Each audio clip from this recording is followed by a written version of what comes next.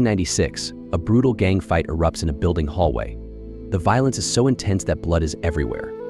Police officer Park Jun arrives at the scene wearing casual attire and is horrified to find his wife amidst the chaos and bloodshed. He grabs a knife and starts taking down the thugs until his face is smeared with blood. 2 years ago, Park Jun, the same police officer, was just a low-ranking detective. Meanwhile, his wife Jong holds the position of assistant inspector and is the lowest-ranked officer in her family of police officials. Jong's family, especially her brother, frequently belittles Jun and advises him to strive for a promotion. Despite her family's opinions, Jong continues to love her husband and even stands by him during family gatherings. Meanwhile, at a nightclub in the Gangnam district of Seoul, we encounter a DJ named Gi Chul. He's approached by Sergeant Jang, the leader of a crime syndicate known as Gangnam Union. Since Gi Chul is a native of Gangnam, Sergeant Jang seeks locals like him and offers him a job. Sergeant Jang promises to make Gi Chul wealthy enough to buy his own nightclub if he and his fellow natives work for him. Gi Chul agrees to the deal, and within a year, he becomes an integral part of Sergeant Jang's gang. One night, while at the club, Gi Chul's friend Yun Bei informs him about a customer who is physically abusing a girl under the influence of drugs. Gi Chul is on the verge of confronting the man, but the woman stops him, revealing that the man comes from a wealthy family. As Gi Chul hesitates, another affluent individual punches him in the face, demonstrating the power money holds. The next day, Gi Chul pays a visit to his boss and requests permission to earn money his own way. Feeling that a year has gone by without receiving what Sergeant Jang had promised him, he presents his plan to sell drugs, believing it will bring in significant profits for all of them. Enraged, Sergeant Jang strikes Gi Chul in the face with a bucket. Being the right-hand man of Korea's most prominent boss, Sun Dong-hyuk, Sergeant Jang believes they can't behave like petty thugs or become drug addicts. The plan disgusts Sergeant Jang so much that he warns Gi Chul never to make such a mistake again. Upon learning about the incident, Gi Chul's friends are enraged. They feel that Sergeant Jang has disrespected Gi Chul and decide to take action. Determined to eliminate Sergeant Jang and seize control of Gangnam, Gi Chul approaches a convicted killer named Jang Ri-yul and offers him a job. In exchange for taking down Sergeant Jang, Gi Chul agrees to provide Jang Ri-yul with ownership of 2 nightclubs to manage. The following day, Gi Chul deceives Jang and his entire crew into booking a hotel for a one-night celebration of a team outing. When questioned about the absence of other guests at the hotel, Gi Chul's friend, Kwon Tae-ho, asserts that it's typical during the off-season. While Sergeant Jang's men are asleep at night, Gi Chul and his friends prepare to launch their attack. They allow Jang Ri-yul and his thugs entry into the hotel, and together, they infiltrate the rooms, neutralizing Sergeant Jang's men. Gi Chul and his allies gain the upper hand as Sergeant Jang's men are caught off guard by the surprise assault. The situation appears to be under control until one of Sergeant Jang's henchmen triggers the alarm, alerting the gang to the predicament. Finally, Sergeant Jang and Gi Chul confront each other, both prepared to eliminate the other to assert dominance over the Gangnam Union. A fierce battle breaks out between the two gangs, with Gi Chul systematically taking down his opponents. Realizing he can't emerge victorious, Sergeant Jang attempts to flee, but is intercepted by Jang Ri-yul and Gi Chul. Instead of killing the boss, Gi Chul opts to handcuff him. As his friend Kwon Tae-ho attempts to grab Sergeant Jang's watch, a struggle erupts between them. Despite his hands being restrained, Sergeant Jang manages to seize a pair of scissors. When Tae-ho tries to lift Sergeant Jang, the latter stabs him in the stomach, resulting in his immediate death. Desperate to save his best friend, Gi Chul tries to stem the bleeding, but his efforts prove futile. Consumed by rage and seeking vengeance for Tae-ho, Gi Chul repeatedly stabs Sergeant Jang in the stomach until he collapses and succumbs to his injuries. With Sergeant Jang eliminated, Gi Chul pays a visit to the real boss, Song Dong-hyuk of Busan, to stake his claim as the new leader of the Gangnam Union. However, he deceives Dong-hyuk about Sergeant Jang's fate. Gi Chul presents a photograph to Dong-hyuk, showing Sergeant Jang alongside Sun Ki-soo, the leader of the rival Jijin group, and claims that Sergeant Jang was severing ties with them to join Sun Ki-soo in Seoul. Despite Gi Chul's fabrications, Dong-hyuk, the ultimate authority, knows that Gi Chul is responsible for Sergeant Jang's disappearance. Dong-hyuk acknowledges that whether Sergeant Jang betrayed or committed murder, he belonged to him, and only he had the authority to decide his fate. Nevertheless, Enticed by G.I. Chul's promise of 50 million won each month in exchange for control over Gangnam, Dong Hyuk strikes the deal, even though he's aware that G.I. Chul has violated the rules. G.I. Chul then meets an old woman named Professor Yoon, whom he had previously enlisted to smuggle gold into South Korea from China. That same night, a woman overdoses on drugs and falls from a nightclub balcony, resulting in her death. The incident catches the attention of the Korean prosecution, who seek assistance from the Japanese Narcotics Control Department. Chief Prosecutor Chang Sik discovers that a Japanese drug dealer had disclosed that the purest form of drugs originated in South Korea and was imported to Japan by the Yakuza gang. They also find out that the dealer was murdered by the Yakuza for cooperating with the authorities. The Japanese officer emphasizes that simply arresting the Korean meth cook and trafficker won't suffice. He insists that there are numerous Yakuza members spread across Japan, and they need to identify which member from which branch and which region is responsible for importing and distributing the meth. To gather solid evidence, they must apprehend the trafficker at the scene as well. To accomplish this task, Officer Chang Sik instructs Captain Suk Do Hyun to find a police officer who is determined enough to act as a mole within the Gangnam Union, which they suspect is exporting the meth. Being Park Jun's friend, Captain Suk Do Hyun approaches him and extends a job offer. He proposes that Jun infiltrate Korea's notorious gang, the Gangnam Union, to halt the distribution of billions worth of meth across the country. When questioned, Do Hyun admits that they've never conducted investigations of this nature before, particularly ones that require them to assume the roles of criminals to catch other criminals. However, Jun declines the offer, stating that he currently wants to focus on studying for the promotion exam. Taking note of Jun's exceptional fighting abilities, the head of the operation, Mr. Chang Sik, personally approaches him. He reveals that Do Hyun recommended Jun for the mission, considering him a perfect fit. Despite the recommendation, Jun initially declines the offer, prompting Mr. Chang Sik to express his belief that he can never promote the son of a drug addict. That night, Jun reflects on his life and realizes the need to prove himself worthy of respect. Recalling the humiliations he had suffered from his in-laws due to his lower rank, he finally decides to accept the job. However, he sets a condition. During their meeting in a hideout, Jun informs Mr.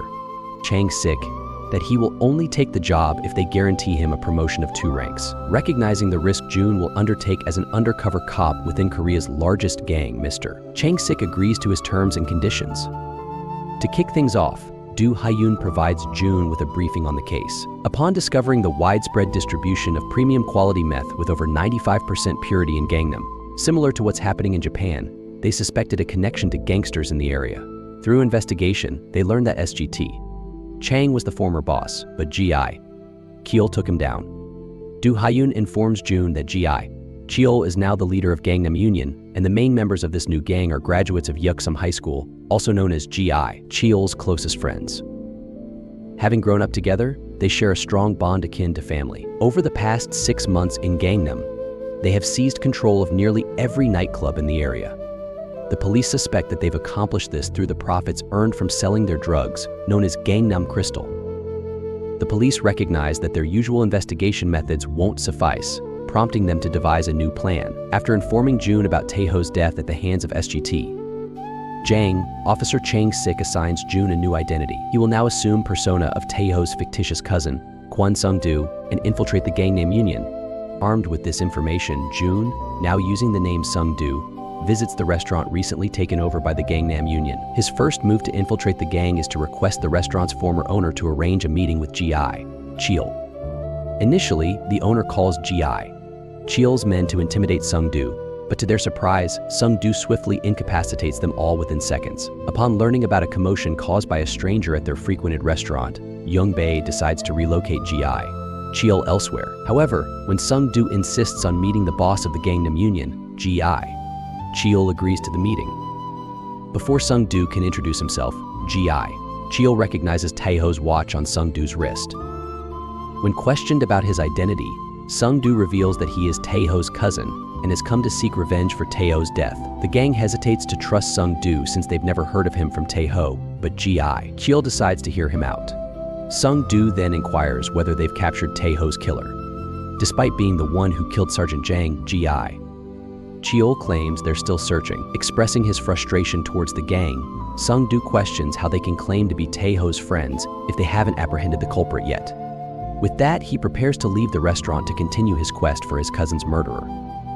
However, Cheol stops him and offers his business card, inviting Sung-do to visit his office sometime. Sung-do accepts the card and exits. Outside, he is joined by Do-hung, who learns that Sung-do has successfully convinced everyone that he is Tae-ho's cousin. Still wary of Sung-do, Cheol pays a visit to Tae-ho's father to inquire about him. He even offers money to the father, but the offer is politely declined. When questioned about Sung-do, the father reminisces about how Sung-do and Tae-ho were inseparable like twins during elementary school. They used to spend their vacations playing together whenever Tae-ho visited Sung-do. The father explains that Sung-do struggled to come to terms with the death of his best friend and cousin Tae-ho. This is why the father felt Sung-do deserved Tae-ho's watch above all else. After sharing this insight, the father asks Cheol to leave and never return, as his presence serves as a painful reminder of Tae-ho and all the misdeeds associated with him. In a flashback, it's revealed that Sung-do was aware that Cheol would investigate him by visiting Tae-ho's father. The police approached the father and coerced him into lying about Tae-ho's cousin. The following day, Sung-do arrives at Cheol's office and is met by his henchman. Cheol offers Sung-do a substantial sum of money, urging him to leave and refrain from using Tae-ho's name to deceive others. In response, Sung-do insults all, throwing the money on the table. He labels them as mere thugs obsessed with money and devoid of any other values. As Sung-do attempts to depart, the thugs encircle him, sparking a confrontation. Despite being outnumbered, Sung-do fights with all his might. Despite being momentarily knocked to the ground by the thugs, Sung-do quickly rises to his feet and resumes the fight, incapacitating each one of them one by one. With the last thug felled by a glass ashtray, Sung-do emerges victorious, blood trickling from his mouth. Confronting Cheol, he expresses pity for Tae-ho, having friends like them. Determined to seek revenge for his cousin at any cost, Sung-do departs from the office, leaving everyone stunned. To further convince the gang of his resolve to avenge his cousin, Sung-do spends the next few days distributing flyers, pretending to search for the missing Sergeant Jang. As expected, Sung-do receives a call from Cheol after his actions are reported to him by his minions. Cheol requests a meeting, and Sung-do agrees to meet him at the abandoned restaurant recently taken over by the Gangnam Union. At the meeting, Cheol proposes that Sung-do join their gang and abandon his pursuit of revenge for Tae-ho. Before they can delve deeper into the discussion, they are interrupted by Sergeant Jang's men, who arrive to take down Cheol and seize control of their territory. It is revealed that Cheol's friend Hee-sung had approached Sergeant Jang's right-hand man, Han-do, earlier, seeking assistance in overthrowing Cheol. He claimed that Cheol had begun to look down on his friends since he started making a lot of money. Hee-sung had assured Han-do that all the weapons would be hidden behind the bar in the restaurant. However, upon inspection, Han-do's man finds nothing there. It turns out that Hee-sung never betrayed his friend, but was actually setting up for Han-do under Cheol's instructions. A brawl breaks out between Han-do's man and Cheol, who only has Sung-do by his side. Though Sung-do wasn't officially part of the gang yet, he fights alongside Cheol to defend him. Despite being outnumbered, they display exceptional combat skills, surprising the thugs. Suddenly, the lights in the restaurant are switched on by Cheol's men who had been inside the building the whole time. It becomes evident that the plan was to test whether Sung-do could be trusted to protect Cheol's life. With Sung-do proving himself by passing the test, Cheol's men intervene and join the fight, eventually incapacitating all of Han-do's men. Cheol decides to spare Han-do's life, but only on the condition that he disappears from his sight forever. As a warning, Cheol orders his friend to break Han-do's leg, ensuring he never dares to challenge him again. A flashback reveals that Han-do sought permission from Sun Dong-hyuk before plotting against Cheol. Han-do promised to provide double the amount of money that Cheol was offering, tempting the boss into allowing him to take down Cheol. Now Cheol contacts Dong-hyuk and informs him of Han-do's failed attempt to seize control of Gangnam. He explicitly states to the boss that he will no longer send him the monthly 50 million won due to his partnership with Han-do. Later, Cheol confides in Sung-do, explaining that he orchestrated a scheme to rid the gang of useless individuals. He reveals that he has renamed the restaurant after Tae-ho and urges Sung-do to fulfill Tae-ho's dream by joining the gang. When Sung-do inquires about Sergeant Jang, Cheol discloses that he had killed the man the moment he lost Tae-ho. With that, Sung-do decides to join the Gangnam Union and is assigned the task of patrolling the gang's territory. This job requires him to work around the clock, leaving him little time to rest. The following day, Sung-doo's wife, Jong, contacts his department to inquire about his whereabouts as she hasn't heard from him in a while. Upon learning that her husband is on sick leave, Jong becomes suspicious and persuades Sung-doo to meet with her to discuss what's happening. This is when Sung-doo confides in her, revealing that he's working as an undercover cop to dismantle a drug trafficking operation. Before they can delve further into their conversation, Ji Cheol and his friends unexpectedly arrive at the shop and are surprised to see Jong there. Sung-doo introduces her as his elementary school friend, but it becomes apparent that she doesn't require an introduction. It turns out that she was Ji Cheol's best friend in church during high school, and Ji Cheol knows she is a police officer. After the meeting, the thugs begin to torture Sung-doo, suspecting that he might be a mole. They find it suspicious that Sung-doo was friends with the police officer, believing it's no coincidence. Sung-doo continually defends himself, explaining that his father is a junkie who was arrested by Jong's department. He adds that, because they've been friends since elementary school, Jong met with him to discuss his father's situation. Eventually, Sung-doo succeeds in convincing the gang of his honesty and loyalty to the Gangnam Union. On their way back to the office, Ji Cheol's friends reminisce about how Jong was Ji Cheol's first love and how they used to do everything together. As Sung-doo looks at Ji Cheol, he notices the same necklace he once found in Jong's room. After learning about how close Ji Cheol and Jong were, Sung-doo couldn't help but feel jealous. He even talks about Jong's relationship with Ji Cheol over the phone. Jong informs him that while they were close in high school, she hasn't seen him since then. On the other hand, Ji Cheol hires a private detective named Chien to gather information about Jong's husband, his name, department, and photo, as well as about Sung-doo's father to verify if he is indeed a drug addict. The man enlists the help of a corrupt cop and obtains the information in exchange for money. After obtaining the documents, he informs Ji Cheol that Sung-doo's father does have a criminal record and has been convicted multiple times for violating narcotics laws. This revelation makes Ji Cheol realize that Sung-doo was telling the truth. Chi also informs Ji Cheol that he will visit Sung-doo's elementary school to confirm if he and Jong attended the same school. Meanwhile, Ji Cheol checks Jong's documents and manages to learn about her husband. He pulls Sung-doo aside and questions him if he has ever met Jong's husband. Realizing that his cover might be compromised, Sung-doo prepares for the impending confrontation. However, when Ji Cheol takes out the document, it is revealed that Officer Chang-sik has already swapped his picture with someone else's, none other than Do Hyun's. Ji Cheol was only asking Sung-doo about Jong's husband because he wanted to know if he was more handsome than him. It seems like he still has feelings for Jong and will definitely try to reconcile with her. On the other hand, we see Officer Chang-sik rebuking the corrupt police officer for selling information to a private investigator. As punishment, the officer will now have to comply with whatever Officer Chang-sik tells him to do. This is the only way Officer Chang-sik is willing to forgive him. In an attempt to win over Ji Cheol, Sung-doo decides to take action. That night, while he and another gang member are on patrol, Sung-doo notices a van full of masked men. Sensing something suspicious, he follows the van until it stops outside Ji Cheol's office. The masked men, armed with weapons, break into the office with the intention of harming Ji Cheol. Upon learning about the intrusion, Ji Cheol and his men retaliate. Sung-doo arrives just in time and instructs the gang members to take Ji Cheol to safety while he confronts the intruders. With determination, he fights off the assailants, sustaining an injury to his forehead in the process. However, it is revealed that Sung-doo deliberately signaled the intruders to strike him in the face, indicating that they were actually sent by Do Hung to make Sung-doo stand out in Ji Cheol's eyes. When Ji Cheol emerges with a gun, the assailants flee the building. Sung-doo is rushed to the hospital for treatment. Witnessing Sung-doo's bravery in protecting him, Ji Cheol decides to keep him close as his bodyguard. However, Young Bae opposes this decision, advising Ji Cheol not to act hastily as Sung-doo has only recently joined their ranks. Nevertheless, Ji Cheol refuses to heed anyone's counsel, believing that none except Sung-doo stood by him when his life was threatened. Just like that, Sung-doo becomes Ji Cheol's bodyguard and moves into the room next to his. He shares the room with Young Bae, who has set the room's lock according to his birthday. Ji Cheol even provides Sung-doo with a phone from the gang so they can easily communicate when needed. On that day, Ji Cheol takes Sung-doo with him to the hospital to visit Jong's mother, who is receiving cancer treatment there.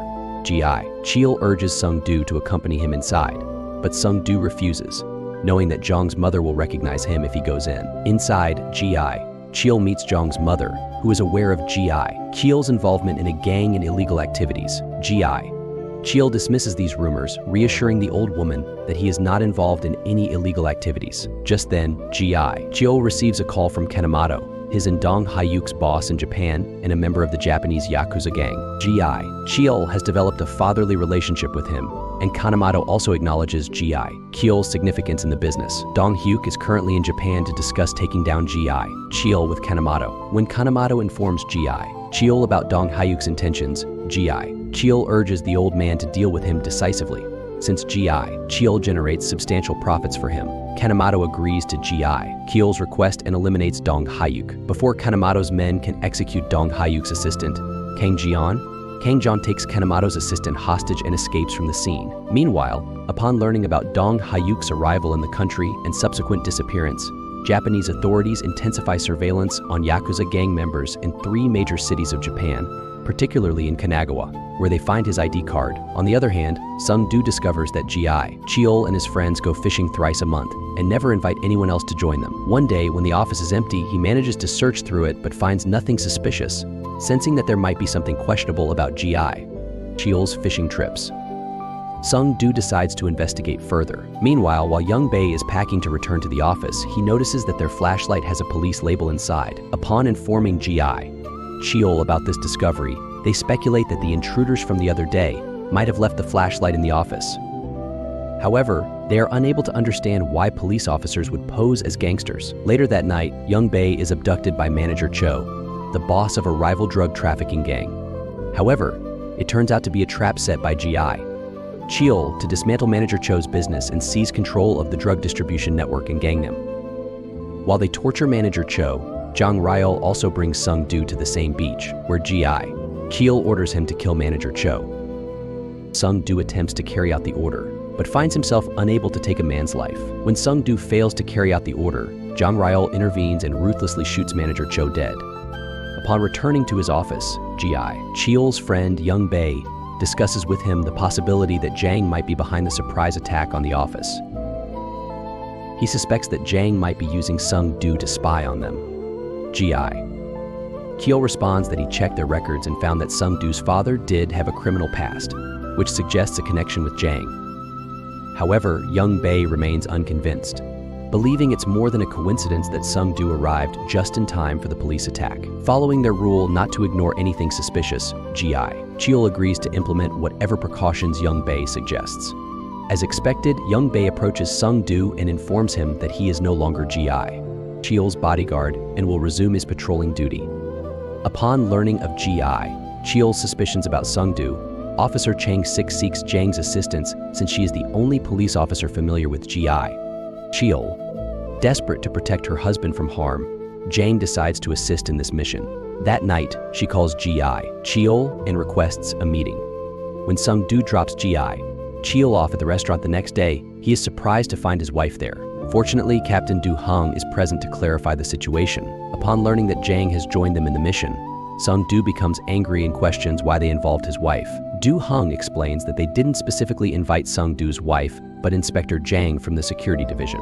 With no option left, Sung-do reluctantly accepts their decision. After lunch, G.I. Cheol drives to drop Jang at her place.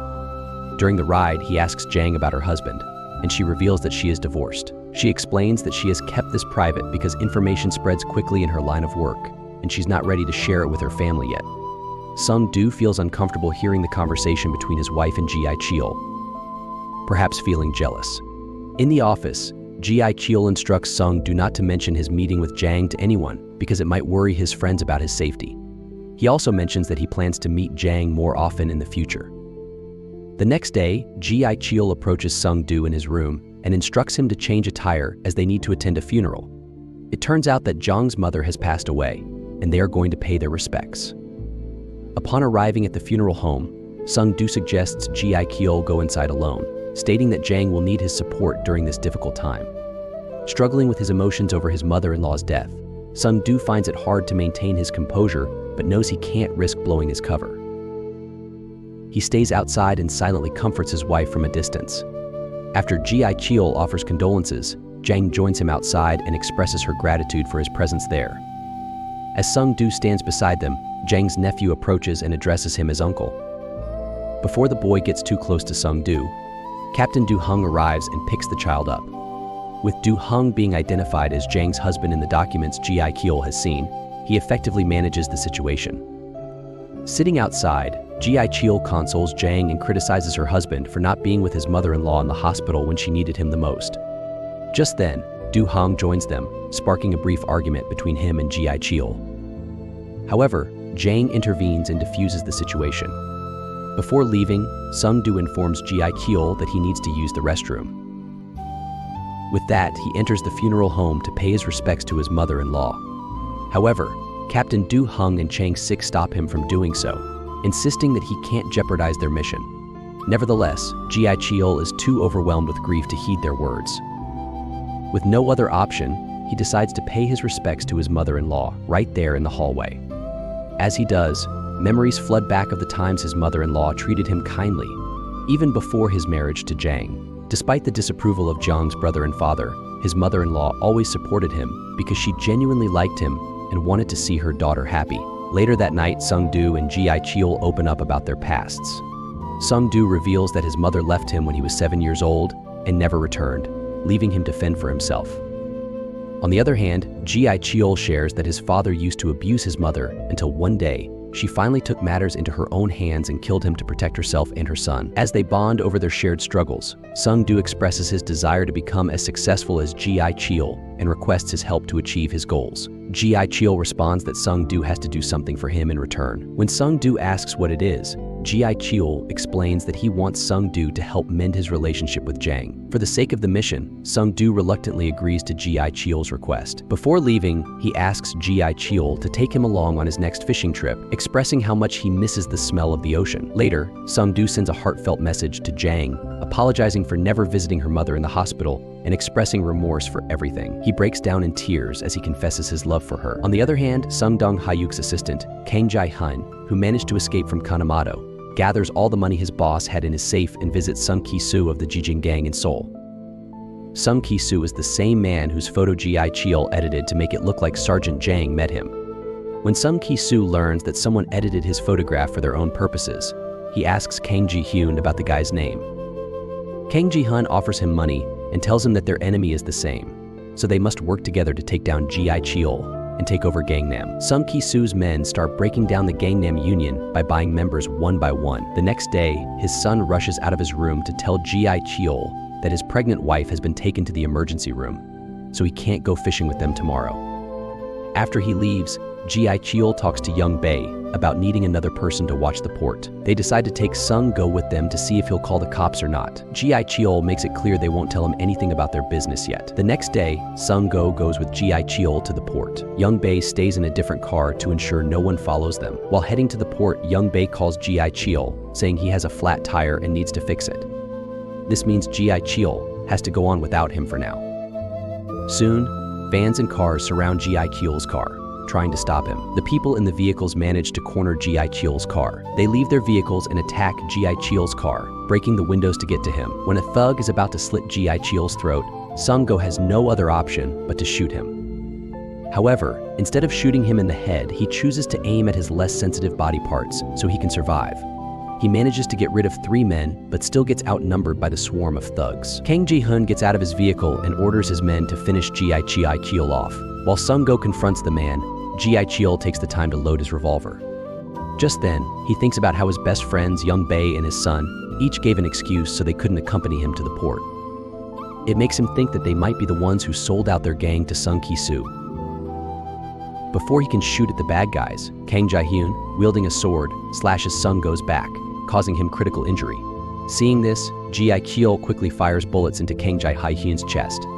Before the situation escalates further, Jang Ryol prepares to intervene.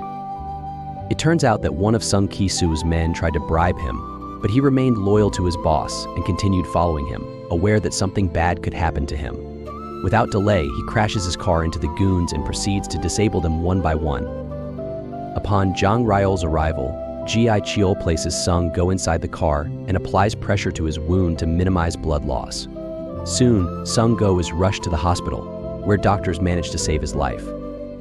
Meanwhile, Ji Cheol keeps receiving calls from someone but chooses to ignore them. The next day, he finally speaks to the caller, who happens to be his accomplice from China. It appears that due to the previous night's incident, Ji Cheol couldn't fulfill his duties at the port, leading to dissatisfaction not only from the Chinese but also from the Japanese. Jae-ku assures the Chinese accomplice that he's prepared to take full responsibility for the losses. When Yongbei attempts to discuss business with Jae-shu, he promptly orders him to leave the room. He then calls Zhang Riao and instructs him to find the traitor who betrayed their gang. Yongbei, he's saying, Qin Jin and Bayamu emerge as the main suspects because they were the only ones aware that Jae-shu was going fishing. Following the orders, Zhang Riao visits the automobile repair shop and confirms that Yongbei indeed had a flat tire that night. Next, he checks on Hisang at the hospital and verifies that his wife truly went into labor the other day, proving it wasn't just an excuse. When questioned about their whereabouts on the night of the incident, Qinjin and Bayamu provide alibis for each other, stating they were together the entire time. Meanwhile, when Sungo wakes up, Jae-tu expresses gratitude for saving his life once again, indicating that he now fully trusts Sungo. However, when Sungo inquires about Jae-ku's activities at the port, Jae-ku decides to wait for the right moment to disclose it to him. Later, Zhang Riao updates Jae-shu that none of the suspects appear to have betrayed them since no one is lying. Jae-shu then directs Zhang Riao to gather all their men at 9 in the office and inform them that they've identified the traitor who sold out their gang to Sun Kisu. While Sungo is transported from the hospital to the office, his colleague exits the ambulance to use the restroom. This allows Captain Du Heng to converse with Sungo and inquire about his well-being. This is when Sungo informs him that Kyun Jin's life is in danger because he is the one who betrayed the gang, and now Jae-shu intends to kill him. That day, when everyone gathers at 9, only Kyun Jin fails to show up at the office, indicating his fear of getting killed. Meanwhile, Kyun Jin prepares to leave, packing his belongings. Captain Du Heng arrives at his apartment to protect him, but unfortunately he has already been abducted by Jae-ku's men. When Kyun Jin admits to his betrayal, Jae-ku decides to execute him, recognizing that it's because of him that Sungo nearly lost his life. Unwilling to witness someone being killed before his eyes, Sungo strikes Kyun Jin multiple times with a metal bat, declaring to Jae-shu that he has avenged himself. Granting Sungo's wish, Jae-shu spares Kyun Jin's life and warns him never to show his face again. Later, Jae-ku informs his close associates, including Zhang Riao and Sungo, that the Chinese are arriving in Korea in 2 days to address the situation. When Yongbei suggests discussing business privately, Jae-ku announces that from now on, Zhang Riao and Sungo will be involved in their conversations, as he trusts them. On the other hand, Officer Chun Sik and Captain Du Heng discover that among the ex-convicts who served time for meth cooking, there is an elderly woman named Professor Yun. She traveled to China, but it's been 6 months since her departure, and she hasn't returned. Suspecting her involvement in the drug trafficking business, they inform Chinese authorities about her. When our officers learn about the Chinese visit to Korea, they enlist Zhang's help to arrange a meeting with Jae-shu to keep him occupied. Since Jae-shu has to meet Zhang, he instructs Yongbei to handle the Chinese matter. Later, Jae-shu summons Sungo and Zhang Riao to the office, where Sungo attempts to sow seeds of doubt about Yongbei and Jae-ku's mind. As a result, Jae-shu decides to assign Sungo to handle the Chinese situation, while Zhang Riao investigates whether Yongbei is a traitor. To determine if Yongbei has any connections with Sun Kisu, Zhang Riao disguises himself as a police officer and visits the injured Kang Jian in the hospital. He questions Kang Jian about who informed him of Jae-ku's route to the port. After obtaining the necessary information, Zhang Riao eliminates Kang Jian and informs Jae-shu that Yongbei is clear of suspicion. Jae-shu breathes a sigh of relief upon discovering that his best friend is not a traitor. That night, Jae-shu shares drinks with Yongbei. It's been a while since they've had the chance to drink together like they used to in the old days. As a brother, Yongbei asks Jae-shu if he's skipping tomorrow's meeting because of Zhang. He expresses his worries about Zhang, stating that she's a cop and could pose a threat to their business. Jae-shu reassures him, acknowledging that every business comes with risks, but they can handle it together. That night, Sungo pays a visit to Zhang in her apartment, and the two enjoy a comforting meal together after a long while. The next day, while Jae-shu is occupied with a date with Zhang, Sungo picks up the Chinese guests from the airport. Sungo is aware that only Korean Chinese over the age of 55 are allowed to enter Korea from China. He questions one of the guests, Ryan, about how she managed to enter the country. Ryan explains that they always handle such matters and expresses disbelief that Jae-shu would send someone as innocent as Sung-go. She then removes her wig, revealing that she altered her appearance to come to Korea. After dropping Ryan off at the hotel, Sung-go encounters Do Hyun outside and discovers that Jong is meeting Jae-shu once more. Sung-go becomes upset upon learning that the police have once again involved his wife in the mission. Do Hyun clarifies that Jong volunteered for this assignment because she wanted to extract Sung-go from the dangerous gang as soon as possible. She was willing to do whatever it took to ensure his safety. As Sung-go exits the car and heads towards the hotel, he unexpectedly encounters Tsuyoshi Oyama, Kanemaru's right-hand man, along with his bodyguard, both members of the Japanese Yakuza gang. It appears that the Japanese are also present, unbeknownst to Jae-shu. The hotel, Ryan calls Jae-shu, expressing her frustration at traveling all the way to Korea and unsure if she'll even get to meet him. Jae-shu assures her that he'll be at the hotel within an hour. He then continues his lunch with Zong, who curiously inquires about his business. Changing the subject, Jae-ko shows Jong a photograph he took of her while they were sitting there. Upon seeing the photo, Jong remembers how Jae-hyo once promised to marry her once he owned many restaurants and nightclubs in Gangnam. Now that he has achieved his goal, he reminds Jong of his promise. Later, Jae-ho arrives at the hotel, where he meets Ryan to apologize for the inconvenience in their business dealings. Jae-chu offers her cash and gifts. Ryan then reveals the main reason for her visit. The Japanese used their connections to reach out to her father and requested a meeting with them and Jae-shu in Korea. After the meeting, Sung-go meets Chang-sik, who informs him that one of the higher-ups from the Yakuza gang is heading to Korea. According to intel from the Japanese chief, Sung-go suspects they might be here to discuss the recent attack that disrupted their trade. Do-hyun suggests bugging all the rooms where the Chinese and Japanese are staying, so they can monitor their conversations and know what's happening between them. The next day, Oyama calls Jae-shu and instructs him to meet at the hotel. Since only one bodyguard is allowed, Jae-shu decides to bring Sung-go along while the others will wait discreetly in front of the hotel. As Jae-shu is about to leave for the hotel, he is stopped by Officer Hwang Min-gyu, who has been pursuing the Gangnam Union for a long time. Min-gyu warns them about his investigation into Manager Cho's murder. After Jae-ho leaves the office, Min-gyu begins tailing him in hopes of finding a lead or other evidence. Meanwhile, at the hotel, Do-hyun waits outside while some of his men monitor the CCTV cameras, and others wait outside the hotel, ready to apprehend the drug traffickers at the opportune moment. The Koreans and Chinese arrive at the hotel, but are subjected to a pat-down before entering the room. Sung-go, who has a bug hidden in his socks, momentarily panics. Upon learning about the pat-down from the man in the CCTV room, Do-hyun orders the fire alarm to be activated just as the Japanese guard is about to conduct the pat-down on Sung-go. This distraction allows Sung-go to evade the guard's inspection. He removes the bug from his socks and conceals it in his cigarette box. Returning to the hallway, he passes through security and is permitted to enter the room where the meeting will take place. The security guards from all countries are gathered in one room, and the Japanese guards crank up the music to drown out any conversations between their bosses. Oyama informs Jae-shu about how the Japanese police are keeping an eye on them because of him. Jae-shu suggests it could be related to Dong-yuk's disappearance in Japan. Unsatisfied with Jae-ku's explanation, Oyama directs him to wait outside the hotel for 5 minutes and then return as if he's waiting for a drug dealer. He wants to observe from above to see if there are any cops following him. When Jae-shu goes downstairs, Kanemoto speaks with Ryan over the phone. It turns out that he has decided to switch carriers in Korea and wants Ryan to transfer her merchandise to this new carrier. When Ryan asks why he's making this decision, Kanemoto explains that he only used Jae-chu as a carrier to keep his own name clear of any involvement in the drug trade, shifting all the blame onto the Koreans. As he's on the brink of becoming the boss of the Yakuza. He can't afford to personally engage in drug trafficking and needs to maintain invisibility.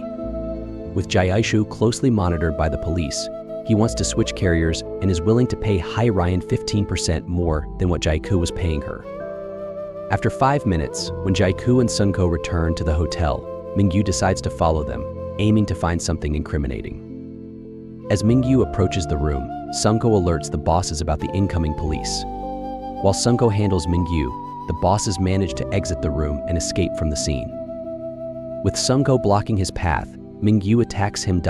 Despite knowing the risks of assaulting an on-duty officer, Sung-go engages in a fight with Min-gyu. Do-hyun sends help in time, allowing Sung-ho to join the others. However, the brief scuffle worsens Sung-ho's unhealed back wound, causing it to bleed. Hae-ryan is impressed by Sung-ho's bravery as he risked his life to protect others. If Mingyu had entered the room, Hae-ryan could have been caught due to her fake passport. She then informs Ji-ku about the Japanese's intentions. Ji-ku offers to double the amount he previously promised to pay her. Hae-ryan responds that it's not just about money but also about trust, and it will take time for her to regain trust in Ji-ku after the incident. However, she admits that it's also difficult for her to switch to trading with someone else. She then calls Oyama and informs him that she needs more time to consider their offer. After the call, Hae-ryan tells Ji-ku she plans to do some sightseeing and wants Sung-ho to be her tour guide.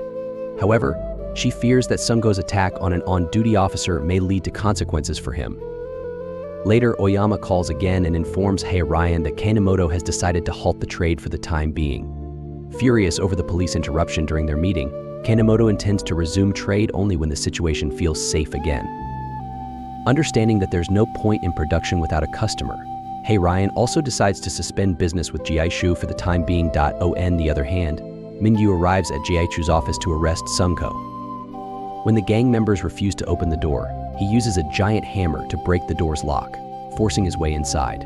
Unable to find Sung-ho there, he vandalizes the office before leaving. Upon learning about it, Sung-ho decides to turn himself in to save Jishul and his business. Despite Jishul's attempts to dissuade him, Sung-ho insists that someone needs to take responsibility to resolve the situation. He further states that if he manages to work things out, he has a favor to ask of Ji-ku. Expressing his desire to engage in trade with Japan and China, Sung-ho leaves to turn himself in. At the police station, Sung-ho is questioned about the identities of those who met with Ji-ku at the hotel. Refusing to cooperate, Sung-ho deliberately provokes Mingyu.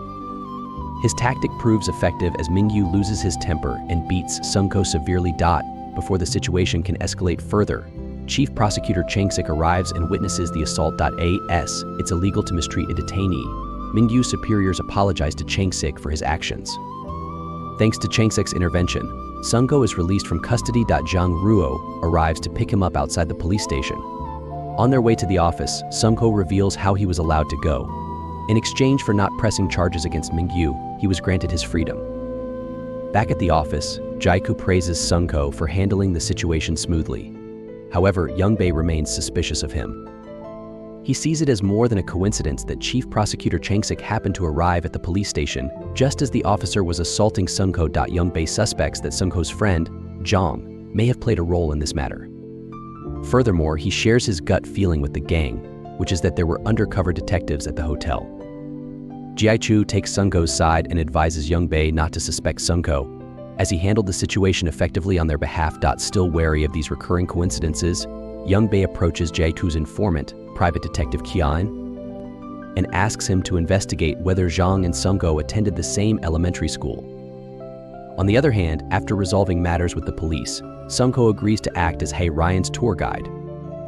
After picking her up, he shows her around the city, and they eventually arrive at a local restaurant for lunch. Sung-ho asks Hae-ryan if she plans to continue trading with Ji-ku, assuring her that such incidents won't occur again. At this moment, Hae-ryan takes out a packet of meth called Gangnam Crystal and informs Sung-ho that her assistant purchased it at Ji-ku's club. It turns out that Ji-ho has been secretly storing their products intended for Japan and selling them in Korea. With this revelation, she questions Sung-ho how she can trust someone she can't rely on. Sung-ho apologizes on behalf of his boss and suggests to Hae-ryan that if she can't trust Ji-ku, she can trust him instead. He assures her that he won't betray Ji-ku but will seek his permission to officially engage in the trade. To persuade Hae-ryan further, he mentions that if she agrees to work with him, they can spend more time together. However, Hae-ryan, being a businesswoman, responds that when it comes to work, only money matters, not emotions. After lunch, Sung-ho calls Captain Do-hung and updates him on the situation. The next step is to prevent Ji-ku from selling drugs in Korea. Following that, they'll deal with the Chinese. Sung-ho suggests to Do-hung that they frame Yoon-bae to eliminate him first, as he's the only one continuously suspicious of him. As per the plan, the police arrest Yoon-bae and question him about the distribution of Gangnam Crystal in his club. When Yoon-bae denies any knowledge, they detain him while raiding the club and apprehend the drug dealer in the act. One of the customers caught happens to be a celebrity. They are all taken to the police station and informed that Yoon Bae has a rat on them. Subsequently, Yoon Bae is permitted to leave the police station. However, with the police alleging that Yoon Bae provided information about the meth distribution in their club, everyone, including Jae-shu, regards him with suspicion. While they discuss the matter, the celebrity enters the office and confronts Yoon Bae, grabbing him by the collar and demanding to know why he betrayed them. Yoon Bae continues to defend himself, but no one is willing to believe him, especially since the police raided the club shortly after his arrest. Jae-shu then has a private meeting with Yoon Bae, during which he asks him one last time if he informed on them. When Yoon Bae insists that he never betrayed his friends, Jae-shu presents a set of books from the bar that reveal Yoon Bae has been secretly pocketing money by selling Gangnam crystal. Initially, Yoon Bae tries to justify his actions by claiming he was ensuring they had a reserve in case of shortages. However, when Jae-shu orders him return all the drugs he took, Yoon Bae is left speechless because he has already sold them. Admitting his wrongdoing, he asks Jae-shu if it's so wrong that he wanted to make some money too. Infuriated, Jae-shu orders Yoon Bae to gather all his money and leave for a remote location in the countryside, never to show his face again. Yoon Bae protests, insisting that Jae-shu can't end their 20 years of friendship over something like this. But Jae-shu remains steadfast in his decision. Yoon Bae is incredulous that his best friend suspects him, not Sung-go and Jong, for all the strange occurrences that have befallen the gang since they arrived in their lives. He declares that Jae-shu will come to realize his mistake one day before leaving the office, consumed by anger, disappointment, and grief. As he steps into the elevator, Jong Ryul joins him and taunts him for being expelled from the gang. Unable to contain his emotions, Jong Bae reacts, sparking a violent altercation between the two that leaves Jong Bae severely injured. Meanwhile, Private Detective Chien visits the Retired Police Association to gather more information about Jeong from her father's records. There, he discovers that Jong and Sung-do did not attend the same school. In fact, Jong has never lived in that city her entire life. Meanwhile, Chief Prosecutor Chang Seo learns from the corrupt officer, who previously attempted to sell information to Chien, that Chien is once again searching for information, this time seeking assistance from the Retired Police Association. Aware that Chien may uncover the truth, Sung-do acts swiftly and promptly arrives at the Retired Police Association building. Claiming to be sent by Jae-shu, he persuades Chien to accompany him to the rooftop for a discussion. When Sung-do demands the documents, Chien hesitates and decides to call Jae-shu to confirm whether he has indeed instructed Sung-do to retrieve the documents. When Sung-do intercepts him, Chien attempts to flee because he knows that Sung-do is none other than Park Jun, Jong's real husband. Sung-do offers him the opportunity to cooperate with the police, but Chien refuses. He tries to leap from the building onto the rooftop of the adjacent building. However, tragedy strikes as a cord becomes entangled around his foot, causing him to plummet into the alley below. To Sung-do's horror, Chien dies on impact. Sung-do retrieves the documents from Chien's pocket and quickly leaves the scene. Although Sung-do is not directly responsible for Chien's death, he grapples with feelings of guilt over the man's tragic fate. Later, at the hideout, Chang-sik informs Sung-do that their investigation is progressing smoothly, as the call records indicate that Chien had not communicated with Jae-shu before the accident. Sung-do vents his frustration at Do Hyun for failing to alter the documents related to Jeong's father. He emphasizes that Do Hyun's single mistake could have endangered both Sung-do and Jeong's lives. Do Hyun acknowledges his error and assures Sung-do that it won't happen again. On the other hand, Jae-ko meets Jong at the church, where they used to study in high school. There, Jae-shu overhears an old woman talking to Jeong about her elementary school days. This makes Jae-shu wonder if she completed her elementary schooling there, then how she ended up meeting Sung-do in another state. He attempts to call Chien, whom he had tasked with conducting a background check on Jong, but Chien does not answer his call. Later that night, Sung-do talks to Jae-shu and assures him that he will speak to the Chinese to resolve the issues. Subsequently, Jong calls Jae-shu again and arranges to meet him the following day. The next day, Sung-do takes Hae Ryan on a date, while Jong arrives at Jae-shu's office to spend the day with him. After Sung-do leaves for his date, Jae-shu invites Jong inside the office to show her around. One of his employees, Yong-dae, arrives at the office, and Jae-shu assigns him a task. Later, Jae-shu takes Jong to a plot of land where he plans to build a hotel, casino, swimming pool, and restaurants of his own. While they are taking a walk on the beach, Jong repeatedly receives calls from Sung-do, but she avoids answering the phone. Jae-kyu then questions Jong about whether she truly lived in Wonju or not.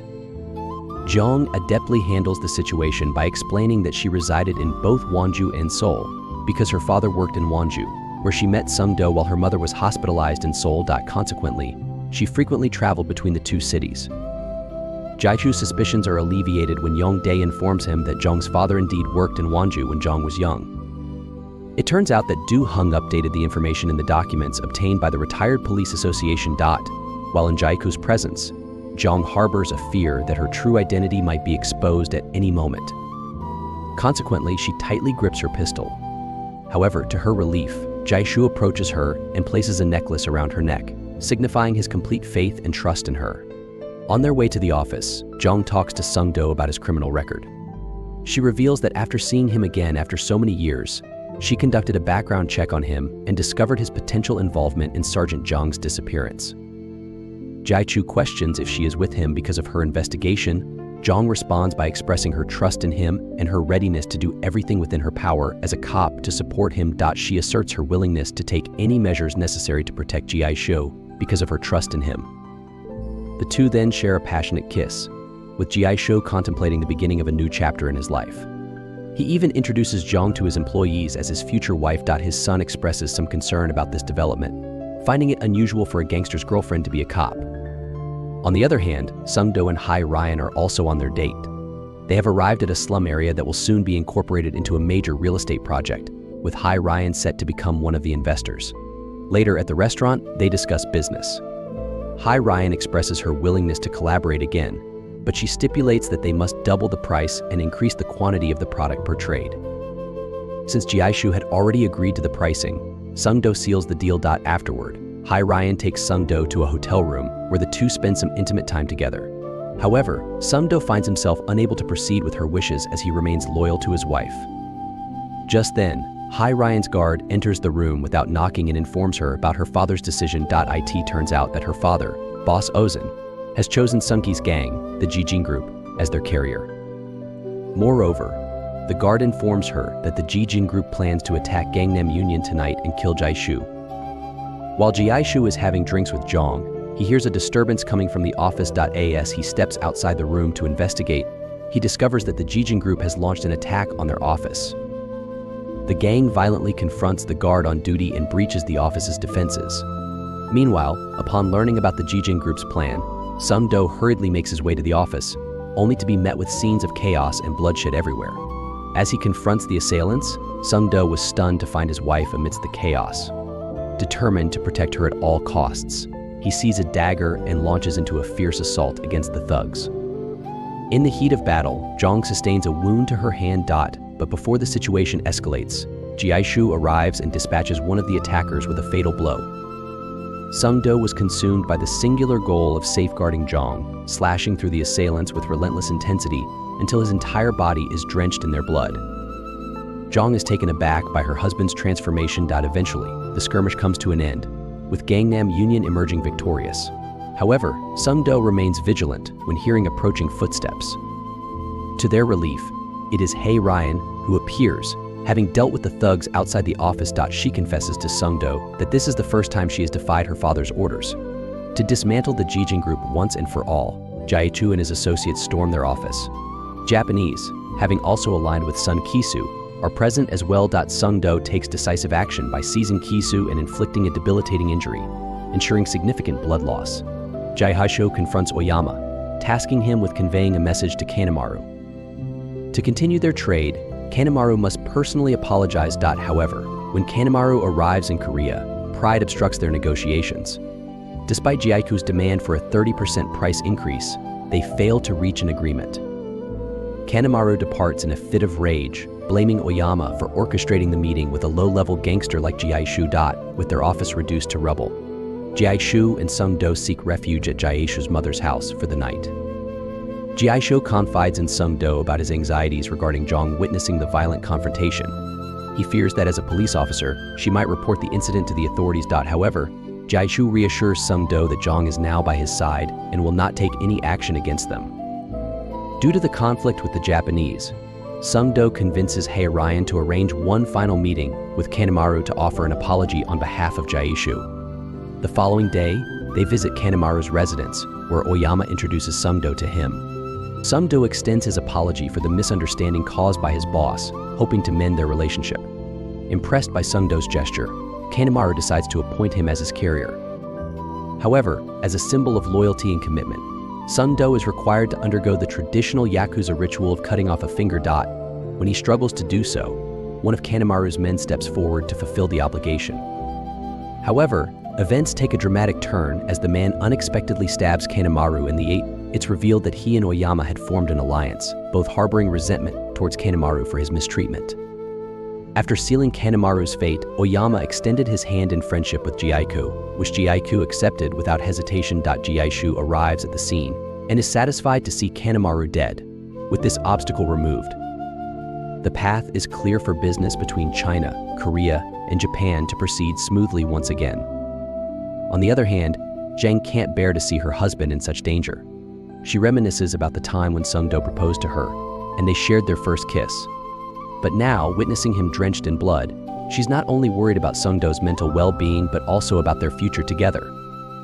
She then listens to her messages. One is from Jiaishu, apologizing for the chaos and assuring her that it won't happen again. The second message is from Sungdo, urging her to drop the investigation as things are getting too dangerous and he can't bear to lose her. The following day, Jiaishu and Sungdo have a drink together. Jiaishu confides in Sungdo, explaining that everything has returned to its previous state, offering a stable platform for him to move forward. Perplexed, Sungdo asks for clarification, prompting Jiaishu to reveal his plan. Once the land development project is complete, he intends to leave the drug trafficking business behind and live a normal life with Jiang. Though taken aback, Sungdo maintains his composure and accepts the proposition, agreeing to take over the business once Jiaishu steps away. The following day, Jiaishu invites Zhang to an event where the host discusses details about Jiaiku's land development project. During the event, Mingu joins Jiaishu and issues a warning, demanding that Jiaishu reveal the name of manager Cho's killer, threatening to continue monitoring him if he refuses to comply. After Sungdo informs Du Haiyang about Mingu seeing Zhang's face, he urges Du Hyung to prevent Mingu from interfering with their investigation. Changsik contacts Mingda's superior and instructs him to keep them informed about Mingda's activities. Meanwhile, Mingu speaks with manager Cho's associates and discovers the existence of someone named Yankees, who allegedly led them to the gang responsible for manager Cho's death. In his search for Yankees, Mingu interrogates another junkie named Park J-Man, who happens to be Sungdo's father. J-Man denies any knowledge of Yankees. Later, Du Hyang meets J-Man and advises him not to disclose any information to Officer Mingu about Sungdo and his wife. Later, Du Hyang conducts his own investigation and locates Yankee's girlfriend Wendy. It turns out that Yankees abandoned Wendy while she was pregnant, leaving her with nothing. Du Hyang offers her assistance in exchange for her cooperation. Following Du Hyang's instructions, Wendy informs Mingu that Yankees confessed to her that Jang Ryol of Gangnam Union was responsible for manager Cho's murder. Armed with this information, Mingu promptly arrests Jang Ryol. Once Jang Ryol is apprehended, Ji Cho confides in his son that Yankees was never present when Jang Ryol killed manager Cho. He suspects that Jang Bei was actually involved and may have tipped off the police. Concerned about Jang Bei's actions, Ji Cho tasks his son with investigating Jang Bei's current activities. Later, Sungdo meets with Du Hyayan and reveals Ji Cho's plan for one last big score. Aware of heightened police activity, Ji Cho intends to import a large quantity of meth. Sungdo sees this as an opportunity to catch the culprits in the act with solid evidence. Meanwhile, Ji Cho dispatches a messenger to inform Jang Ryol that a lawyer is being arranged for him, advising him to remain silent during interrogation. When questioned by Mingu about manager Cho murder, Jang Ryol refuses to speak, further frustrating Mingu. In parallel, Sungdo approaches Hirayan and requests a trade of 30 kilograms of meth at once. Despite the challenges, the Chinese manage to fulfill the order on schedule. Sungdo joins Ji Chul to receive the shipment from the Chinese. The exchange occurs at sea, with Ji Chul and his associates posing as fishermen. After receiving the shipment, the pair returns to the port where Sungdo excuses himself to go to the bathroom. There, he inscribes the name of the Chinese boat on a sack and conceals it in a toilet tank. As Sungdo and Ji Chul proceed to deliver the products to the Japanese, a truck crashes into their car, rendering them momentarily unconscious. The driver of the truck is revealed to be Kim Jin, who seizes the meth and flees from the scene. Just before the car explodes, Jai Aichul manages to pull Sung-go out to safety.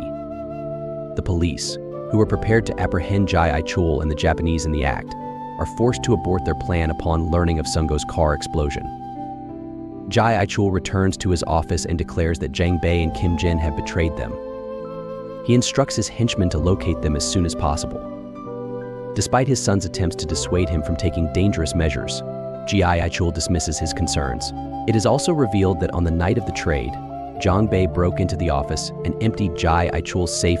When Sung-go learns of this, he proposes finding Jang Bei's family and using them as bait to lure him out. However, Jai Aichul cautions him not to cross any lines. 2 days before the trade, Min-gu became curious about Jang's identity. Upon discovering that she is married yet involved with a gangster, he encounters Do Hyun, who is pretending to be her husband. When informed about his wife's affair, Do Hyun warns Min-gu to stay out of their family affairs. As they leave the police station, they are spotted by Jang Ryul and Yongdae. Seeing Do Hyun, Yongdae remembers encountering him at the Retired Police Association building while collecting documents for Jai Aichul. According to the documents, Do Hyun is listed as Jang's husband. Finding his involvement suspicious, Jang Ryul visits the association building and coerces the receptionist into revealing the truth about Do Hyun's visit. With the receptionist's assistance, Jang Ryul manages to lure Do Hyun back to the association building. As Do Hyun arrives, he finds no one there but Jang Ryul waiting for him. Jang Ryul also calls Sung-go to the location, claiming he has caught the gang's traitor. As Sung-go enters, he discovers Do Hyun bound to a chair, severely beaten by Jang Ryul. Suspecting Sung-go's involvement due to his association with Jang and her husband, Jang Ryul demands that Sung-go kill Do Hyun to prove his innocence. When Sung-go refuses, Jang Ryul shoots him, prompting Sung-go to retaliate in fury. He relentlessly punches Jang Ryul until Do Hyun's reinforcements arrive and apprehend the criminal. Do Hyun is rushed to the hospital for treatment. As Jai Aichul returns to the office, he's shocked to find his own men rebelling against him, led by Young Bei. Even his son has turned against him, fearing that Jai Aichul's relationship with a cop will jeopardize their business. Jai Aichul reaches for his pistol, but before he can use it, Min-gu arrives on the scene. He arrests Jai Aichul for illegal firearm possession and murder conspiracy. Outside the office, Jang is devastated to see Jai Aichul in handcuffs. Meanwhile, Sung-go receives the news from Chang-sik that Jai Aichul has been arrested and his men have turned against him, striking a deal with Min-gu. Sung-go realizes that if Jai Aichul is arrested, their drug trading operations will collapse, and all their efforts will be wasted. Determined to prevent this outcome, Sung-go takes drastic action. As Min-gu and Jai Aichul are en route to the police station, Sung-go intentionally crashes his vehicle into theirs, causing a violent collision. In the chaos, Sung-go is able to rescue Jai Aichul from Min-gu's custody. Meanwhile, Chang-sik decides to apply pressure on Gang Namunion by targeting all potential partners who could assist Jang Bei in drug distribution. With limited options, Jang Bei reaches out to the Chinese, who are also demanding payment for the delivered order. Since Jang Bei lacks information about the new Japanese buyer, Hei Ryan provides him with the necessary details so he can complete the drug sale and repay the Chinese. However, Hei Ryan's motives are not as straightforward as they seem. Following her meeting with Jang Bei, she contacts Sung-go and discloses details about Jang Bei's deal at the Pohang port. It becomes apparent that she has not yet fully embraced Jang Bei as her new carrier and is attempting to rectify the situation for Sung-go's benefit. On the other hand, Min-gu discovers that Sung-go's name yields no results in the police databases. To delve deeper into this mystery, he dispatches his partner to attend Do Hyun's funeral. Do Hyun tragically passed away an hour after being shot, yet Chang-sik chose to withhold this information from Sung-go to maintain the integrity of their mission. At the funeral, Ming-du's partner approaches Do Hyun's wife, inquiring whether she is acquainted with someone named Park Jun or possesses a photograph of him. The next scene reveals Min-gu in Hei Ryan's hotel room, disclosing to her that Sung-go is, in fact, Park Jun, John's husband and a police officer. Shocked and deeply saddened by this revelation, Hei Ryan reflects on Sung-go's past advice, urging her to leave Korea before things spiral out of control. Seeking to test Sung-go's sincerity towards her, she calls him and presents the dilemma of whether to heed her father's call to China. Concerned for her safety, Sung-go advises against both options, suggesting she seek refuge in Hong Kong for a while. Touched by Sung-go's genuine concern, Hei Ryan takes decisive action, slitting Ming-Du's throat to prevent him from disclosing Sung-Go's identity or posing any further threat. When her bodyguard questions her actions, Hei Ryan asserts that she acted to protect someone dear to her heart. Unable to leave the hotel room due to Ming-Du's partner standing outside, Hei Ryan's bodyguard creates a diversion to allow her to escape safely. Meanwhile, Jung Bae successfully completes the drug delivery to the Japanese and secures a significant sum of money. As Ji Cheol and Sung-Go wait near the port to ambush Jung Bae and his associates, Sung-Go takes Ji Cheol by surprise, holding a revolver to his head, preventing him from leaving the car. Sung-Go handcuffs Ji Cheol to the steering wheel and moves to apprehend Jung Bae and his associates, ensuring they are caught in the act. When the police arrive, they arrest the criminals, but Ji Cheol manages to escape thanks to Sung-Go, who intentionally left him in the car to flee. Earlier that day, they had an emotional conversation during which Ji Cheol expressed his desire for a normal life, which seemed unattainable due to his circumstances. Sung-Go's actions appear to have granted him the opportunity to start afresh. With nothing left for Hei Ryan in China, she books a flight to Hong Kong as instructed by Sung-Go. The investigation is made public, and the entire nation learns about Korea's first joint international drug investigation. After paying his respects to Du Haiyun, Sung-Go and Jung return home, only to find an unwelcome guest waiting for them, Ji Cheol. He's here to seek revenge on the couple for deceiving him. Already broken, Ji Cheol decides to take revenge by burdening the couple forever with his death. With that, he puts the revolver to his head. However, before he can pull the trigger, Sung-Go shoots him in the chest. Shattered to see her best friend bleeding heavily, Jung applies pressure to his wound and begs Sung-Go to call an ambulance. Sung-Go is shocked to see his wife caring for Ji Cheol like that. Instead of calling an ambulance, he calls the police and informs them that he has found Ji Cheol. As promised, Sung-Go is promoted, but the mission has left him with nothing but unforgettable, bitter memories that will haunt him to his death. As the series comes to an end, Sung-Go, aka Park Jun, pays his respects to Ji Cheol at his grave and leaves his wedding ring on the gravestone, signifying his separation from Jung. Thanks for watching. If you're enjoying the content, don't forget to hit that like button and subscribe to the channel for more. We release new content every week, so stay tuned for more exciting videos.